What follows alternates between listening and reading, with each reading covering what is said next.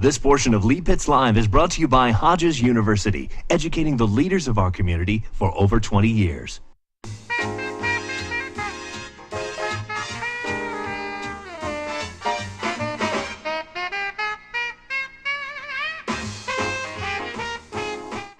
All right, without further ado, we delight to welcome here Pastor Jones from Bethel AME. Welcome back to Lee Pitts Live, man. Thank you very much. Good to be back here. You're looking good. You know, last time I saw you, I was standing up in your pulpit doing my thing down there on Men's Day, was it? Correct. What's been the feedback on Lee Pitts speaking in the pulpit? I want you to know that you did an excellent job. Okay. And I'm telling you, your audience, if they need a good speaker, call on Brother Lee Pitts. Okay, I appreciate you giving me that opportunity, and certainly looking forward to getting back and got a chance to meet your lovely wife, Thank you. Who's a strong supporter of you. Let's call her name on TV, make her famous. First Lady E. Mae Jones, a real First Lady. Okay, now you've been, I think, in the Naples area. Have you been there a year yet? A little over a year. Okay, so what's your thoughts about Naples in general? Not necessarily as it relates to the church, just being in Naples, moving around. Just how do you feel about Naples? I think Naples is a beautiful city. Okay. I think it's well kept, but I noticed that in a lot of instances, it seemed like the citizens doesn't really go out in the community. Kind of stay in their own little area? Their own little section. I noticed, I have been to several restaurants, and I noticed that very seldom do you see them out mingling with people. Okay, now when you say citizens, you mean the black people stay in their area and the blacks don't go over into other areas? Would you say citizens, or are you talking about everybody? Well, basically I'm talking about everybody. In most of the restaurants that I've been to, the people that were patronized it was people from out of town, out of state. Okay. All right, so no race there. All right. Because when I'm there, I know it's like when I go downtown Naples and places like that, I don't see black people that much. I see them, if I go over into certain communities, I see them, but mostly I just see, the wealthy white people. So they should get out as well and travel all over. Of course, and mingle. Okay, now, what would you say you're trying to accomplish at Bethel AME? I'm trying to accomplish. I see there's a need for a tutoring program. I know a lot of schools have tutoring programs, but a lot of our young people do not have computers at home. Mm-hmm. And I would like to see us have a computer lab, whereas that children are able to leave school, they can come to the church and be able to utilize the church computers free of charge. Okay. And put that in free of charge. And where are you towards that end? What progress have you made in getting that accomplished? Well, right now I'm in contact with a company to try to see if they can give us computers and monitors at a discount price. Okay. So that's a good start. Now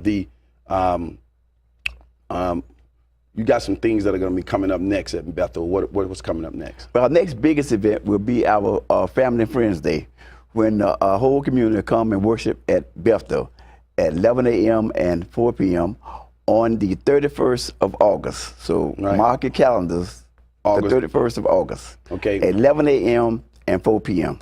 Family and Friends Day. So what's happening? What's going to happen that's different on Family and Friends Day? Okay, on Family and Friends Day, what we try to do is we try to let our family and friends do the program. They'll be on program at our church, yes.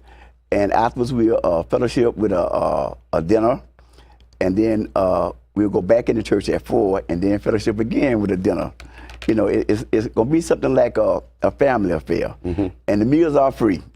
Oh, well, if it's free, that's the crowd right there. Now, one of the things I noticed when I've come over to Bethel is it's a really nice, quaint church. Then in the back there, it looks like you got a place where people can do other things, like another building back there. Can the public utilize that building for different events? Go ahead and talk yes, about that. It's we have a fellowship hall.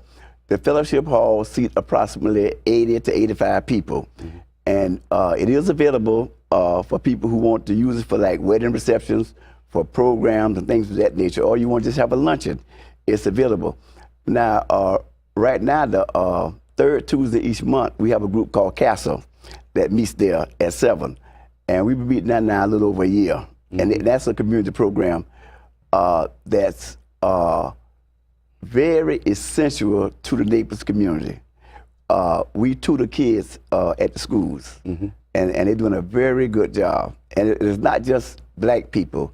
We have Spanish, we have Mexicans, we have Jews, we have Gentiles, we have, you name the nationality, and they meet there on that night. And Michelle Franklin is the president. That's very important to you in terms of the church, is making sure that everybody feels welcome, all races. As it relates to religion in general, do you think that there's enough movement around to have churches more integrated on Sunday mornings, or people have a tendency to just go to a particular church that's their race? Usually at 11 a.m. On Sunday morning, it still holds true when I was a little boy. It's the most segregated hour in America. The blacks are at the black church, the whites at the white church. But now we're putting a dent in it. We talk about our young people, but our young people are doing a better job of mingling together and cooperating with one another than what we did when we were coming up. What do you think has brought that about? I think the major thing that brought that about is the electronic technology age, that you were able to meet people on Facebook. And the interesting part about that, when you meet a person, you don't judge them because you don't know what color they are. Right. You know, and that's the advantage, because there's no prejudice involved. And that's a big advantage. And I think the church should utilize that as a means of inviting people to come to church. Mm-hmm. Do you think that, as it relates to the Bible, that God intended for all races to mingle, be together, and well, that's almost like an obvious answer, but go ahead and take it to the Bible. It's obvious. We all come from one blood. I believe that we all came from Adam and Eve. So in a sense, every person in the world is related to one another. You know, now we might have different pigmentation, but we still related. Mm-hmm. And I don't think we should use that as a means to segregate ourselves from one another. You know, what can people expect when they come to Bethel AME on a typical Sunday in terms of worship? What time, and just kind of how does your service flow? Well, our service flow pretty good. We usually start about 11 a.m. and usually we are out between 12:15 and 12:30. As of now, we don't have a choir, so that helps move the service along. Because you know, at most churches they have a choir. The choir have a tendency sometimes to linger with the songs, you know, and that is in the worship service. But we fulfill the person's spiritual need, and they get a good message. Trust me on that. I got to follow up with that, because people are saying, hey, what does he mean? Are you saying a choir is good or bad for a church? Both. A choir is good for a church when they understand what they are doing. But what happens sometimes is that the choir try to be the church service. Okay. You know. Okay, well, Pastor, it's been a pleasure having you on the show, and we look forward to getting you back in the future, okay? I look forward to it. Stay right there. If you joined us late, you can also catch this entire interview on Lee Pitts Live YouTube page. Just click on Bethel AME on Lee Pitts Live.